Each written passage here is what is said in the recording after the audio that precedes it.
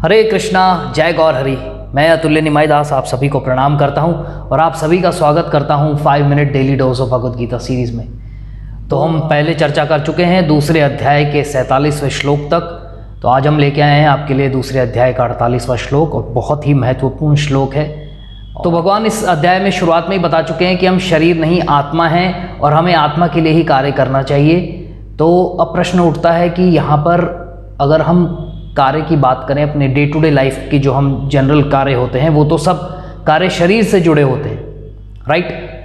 तो अब कैसे करें, क्योंकि हम तो आत्मा है और जो कार्य हम कर रहे हैं वो शरीर के लिए है, तो उसको किस तरीके से हम स्पिरिचुअलाइज कर सकते हैं वो इस श्लोक में हम बात करने जा रहे हैं। और इस वीडियो में हम अपनी डे टू डे लाइफ में क्या क्या कर सकते हैं और क्या क्या हमें करना चाहिए ये मैं आपसे शेयर करने वाला हूं। तो प्लीज़ लास्ट तक ज़रूर देखिएगा वीडियो को।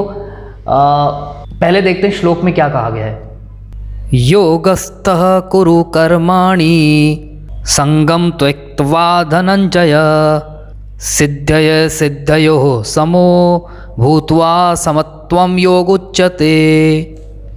हे अर्जुन, जय अथवा पराजय की समस्त आसक्ति त्याग कर समभाव से अपना कर्म करो, ऐसी समता योग कहलाती है। तो यहां पर भगवान ने देखिए पहला ही जो शब्द यूज किया है श्लोक में, योगस्थ। योगस्थ का मतलब क्या है कि whatever you are doing, जो भी आप कर रहे हैं वो स्पिरिचुअल कॉन्शियसनेस, आध्यात्मिक चेतना में के साथ करिए। वो कैसे करते हैं, तो आगे देखिए क्या कहा गया है। संगम त्यक्त्वा, आया है ना पहली लाइन में, संगम त्यक्त्वा मतलब कि क्या है, आसक्ति को त्याग कर। बिल्कुल भगवान ने बिल्कुल क्लियर कह दिया है कि आसक्ति को हम जब तक नहीं त्यागेंगे। आसक्ति किस चीज से, अपने कार्य के फलों से, कि ना तो हम सफलता के फल से आसक्त हैं ना ही असफलता। नॉर्मली व्यक्ति, हम जीवन में कोई भी कार्य करते हैं तो हम किस लिए करते हैं कि हम जीवन में सफल होना चाहते हैं, मैं ये अचीव करना चाहता हूं, मैं वो अचीव करना चाहता हूं, या मैंने ये काम शुरू किया है इसमें अच्छा मेरे को पैसा आने लगे, या मैंने ये चीज शुरू की है, वॉटेवर, कोई नौकरी हो, चाहे कोई बिजनेस हो, कुछ भी हो, तो हम किससे अटैच होते हैं, सफलता के फल से। असफलता से हम कैसे अटैच होते हैं कि दिमाग में ये होता है कि यार मुझे ये अचीव करना है, मुझे सक्सेसफुल होना है, पर दूसरी तरफ क्या चल रहा होता है दिमाग में हमारे, कहीं मैं असफल ना हो जाऊं, कहीं मैंने जो ये इन्वेस्टमेंट किया है ये डूब ना जाए, मैंने नया धंधा शुरू किया है, नया बिजनेस शुरू किया है, उसमें मैंने इतना पैसा लगा दिया, कहीं ये मेरा डूब ना जाए। तो आप असफलता से भी एक नेगेटिव सेंस में अटैच्ड हो और सफलता के फल से भी अटैच्ड हो। भगवान कह रहे हैं इन दोनों से ही अटैच नहीं होना। और जब आप ऐसे न्यूट्रलिटी के साथ, जब आप ऐसी समता के साथ कार्य करते हो तो वो योग कहलाता है। आई एम सॉरी टू से, जो लोग एक्सरसाइजेस सिखा रहे हैं, बता रहे हैं प्राणायाम ये वो उसको योग कहते हैं, पर वो एक्चुअली में योग नहीं है। योग वही कार्य होता है जो कि समता के साथ किया जाए, आध्यात्मिक चेतना के साथ किया जाए, भगवान कृष्ण के साथ जुड़कर किया जाए, वही चीज योग कहलाती है। प्रभुपाद जी ने अपने तात्पर्य में एक सेंटेंस कहा है, उसको हम उसका और विश्लेषण करेंगे आगे चलकर। कृष्ण के आदेश का पालन ही वास्तविक योग है। तो रियल योग क्या है, भगवान कृष्ण के आदेशों का पालन करना, वही योग है।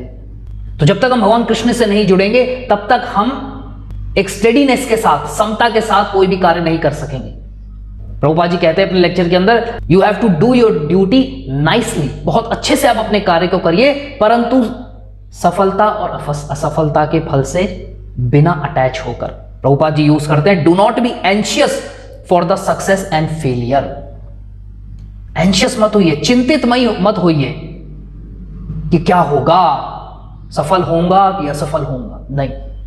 अब प्रश्न उठता है कि भगवान कृष्ण की आज्ञा क्या है और उसको कैसे पालन करें, किस तरीके से हम हर समय भगवान के साथ योग में रह सकते हैं, किस तरीके से हम हर समय आध्यात्मिक चेतना में रह सकते हैं, अपना कार्य करते हुए भी हम आध्यात्मिक चेतना में किस तरीके से रहा जा सकता है। तो मैं आपको बार बार कह चुका हूं, गुरुजी का 14 घंटे का जो लेक्चर है, जो भगवद गीता का बेसिक कोर्स है, प्लीज उसे सुन लीजिए। उसमें गुरुजी ने और अच्छे से एक्सप्लेन किया है, फिर भी मैं थोड़ा सा आपको टच करूंगा। जैसे हम सुबह उठते हैं, प्रभुपाद जी कहते हैं सुबह जल्दी उठें, ब्रह्म मुहूर्त में उठें, नहा धोकर आरती करें, भगवान की मंगला आरती करें, उसके बाद हरे कृष्ण महामंत्र का जप करें। तो जब हम आरती कर रहे हैं तो भगवान का ध्यान कर रहे हैं, जब हम जप कर रहे हैं तो भगवान का ध्यान कर रहे हैं। उसके बाद हम अपनी नौकरी पर जा रहे हैं, पैसा कमा रहे हैं, या बिजनेस कर रहे हैं, पैसा कमा रहे हैं। वो किस लिए? कि हमारे सेंटर ऑफ हाउस, हमारे सेंटर ऑफ होम कौन है? भगवान श्री कृष्ण। उनका मंदिर है, उनकी हम पूजा करते हैं, सब कुछ उनका है। तो जो पैसा भी हम कमाते हैं वो किस लिए? हम भगवान की सेवा में, उन्हीं का ये जो मंदिर है उसको मेंटेन करने के लिए। इस मंदिर में और भी लोग रहते हैं, उनके सारी चीजों के लिए। भाई आपको खाना तो पड़ेगा ही, क्योंकि अगर पैसा नहीं होगा तो खाएंगे कहां से? तो इसलिए कमा रहे हैं ताकि हम भगवान की सेवा सुव्यवस्थित तरीके से चल सके, और बाकी जो उस घर में रह रहे हैं उनका स्वास्थ्य भी बना रहे, ताकि वो भगवान की सेवा कंटिन्यूअसली अच्छे से कर सके। तो प्रभुपाद जी और एक चीज बता रहे हैं कि अब क्या करोगे? जब आपने भगवान का मंदिर बना रखा है घर के अंदर, तो आपने जब भगवान का मंदिर बना रखा है, भगवान राधा कृष्ण को बीच सेंटर में आपने बिठा रखा है, तो अब आप मार्केट भी कोई चीज खरीदने जा रहे हो तो आप क्या सोचोगे? कि भगवान के लिए लेके चलते हैं। भगवान का मंदिर, पूरा घर मंदिर है। जिस घर में भगवान है वो पूरा घर मंदिर हो गया जी। वो सिर्फ वो कोना मंदिर नहीं कहलाता। गुरुजी कहते हैं कि वो सिर्फ कोना मंदिर मत मानो। जहां गोविंद देव जी, जहां राधा कृष्ण भगवान, जहां सीताराम लक्ष्मण जी आ गए, वो पूरा घर मंदिर है। अब आप कोई भी चीज लेके जा रहे हो बाहर से खरीद के, तो कहां लगाओगे उसको? ले जाकर मंदिर में लगाएंगे जी। ये हमारा मंदिर है। कॉन्शियसनेस चेंज हो गई ना। अभी तक हम उसको घर मान रहे थे, अपना घर मान रहे थे, अब हम उसको भगवान का मंदिर मान रहे हैं, तो ऑटोमेटिकली पूरी कॉन्शियसनेस चेंज हो गई। सब्जी खरीद रहे हैं, फल खरीद रहे हैं, किसके लिए? भगवान को भोग लगना है। प्रभुपाद जी कह रहे हैं कि जो भक्त होता है वो भगवान को भोग लगाए बिना कभी भी ग्रहण नहीं करता। तो हमें भी कभी ग्रहण नहीं करना चाहिए जो चीज भगवान को भोग नहीं लगी हो, और जो भगवान को नहीं लग सकती वो तो ग्रहण वैसे ही नहीं कर सकते आप। तो अब तक हम क्या सोच रहे थे कि ये बच्चे को बड़ा अच्छा लगता है फल, ये एप्पल ले लेते हैं, ये एप्पल बड़ा अच्छा लगता है, ये गुलाब जामुन बहुत अच्छा लगता है मेरे बच्चे को। नहीं, अब क्या करना है? नहीं, एप्पल लेके चलेंगे भगवान कृष्ण के लिए, उनको भोग लगाएंगे, फिर हम पाएंगे। गुलाब जामुन हाँ बड़े अच्छे लग रहे हैं, भगवान के लिए लेके चलते हैं। तो ऑटोमेटिकली अब इसमें प्रैक्टिस करनी पड़ती है, एकदम से नहीं आएगा, पर आज से हम शुरू करेंगे तभी तो प्रैक्टिस बनेगी। तो हमको इस तरीके से सोचना है कि हर चीज जो हम ले रहे हैं वो हम मंदिर के लिए ले जा रहे हैं, वो भगवान के लिए ले जा रहे हैं। पहले उनको भोग लगेगा, वो उसको भोग लगाएंगे, उसे खाएंगे, फिर हम उसे प्रसाद के रूप में ग्रहण करेंगे। और ये सब चीजें क्यों? क्योंकि ये भगवान की आज्ञा है। जैसे गुरुजी कहते हैं कि अगर भगवान ने ये कहा होता कि जी मुझे भोग लगाने की कोई आवश्यकता नहीं है, तो हम भोग नहीं लगाते। परंतु क्योंकि भगवान ने गीता में कहा है, यद करोसि यद ददासि ददोसि ददासि यद तपस्यसि कौन्तेय तद पुरुषवा मद अर्पणम, कि जो खाता है, जो कमाता है, जो दान देता है, जो तपस्या करता है, जो कुछ भी करता है, मुझे अर्पण करके उसको ग्रहण कर। 9वें अध्याय में है ये। तो भगवान की आज्ञा है, तो वो तो हमें माननी ही पड़ेगी।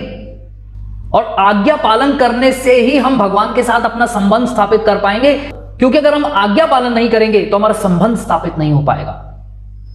हम सिर्फ भगवान को सिर्फ आरती करें, उनको अगरबत्ती दिखाएं, उनकी पूजा करें, उनकी सारी चीजें करें, परंतु हम उनकी आज्ञा का पालन ना करें तो संबंध स्थापित नहीं होगा। क्योंकि फिर हम क्या करेंगे? हम उनसे अपनी इच्छाओं, मटीरियल जो हमारी इच्छाएं हैं, जो शरीर से जुड़ी डिजायर्स हैं, उनके बारे में हम उनसे मांगने लग जाएंगे। फॉर एग्जाम्पल, हमारे किसी बहुत करीबी को बड़ा एक्सीडेंट हो गया या कुछ हो गया, आज तो कोरोना बहुत चल रहा है, तो मान लो कोरोना ही हो गया और हम सोच रहे हैं भगवान से प्रार्थना कर रहे हैं, भगवान बचा लो, प्लीज बचा लो, और मान लो वो मर जाता है, तो हम क्या सोचेंगे? भगवान आपने बचाया नहीं, बेकार हो आप।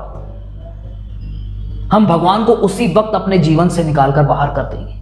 अरे सुबह से शाम तक आपकी इतनी मैं करता हूं, सुबह शाम आरती करता हूं, आपने मेरा इतना सा कहना नहीं माना। अरे वो हमारा कहना मानने के लिए या हम उनका कहना मानने के लिए?